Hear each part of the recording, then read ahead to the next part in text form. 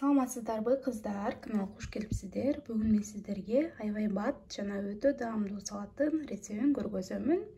Бул жердеги ингредиенттер бизге моундай жөнөкөй гана сухарик керек болот. Муну сметанасы менен аябай даамдуу чыгат.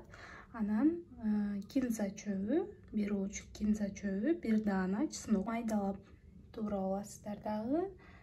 Жана бизге моундай фасоль керек болот. Кызыл фасоль. Бул чоң банкасы 400 граммдык. Азыр биз фасольду суусунан ажыратып алабыз дагы. Бир аз суусун калтырып коебуз. Жана бизге майонез керек болот. Бул жака салабыз дагы. Бул салатты заранее жасап коюп 1-2 сааттан кийин жегенге болбойт. Буну качан жердин астынан гана жасап конокторго коюшуңуздар керек. Себеби бул жерде сухарик кошулган үчүн сухарик жумшап кетиши мүмкүн. А так жегенде аябай хрустетет дейт. Майонезди кошуп аралаштырып коебуздар. Болду, даяр болот.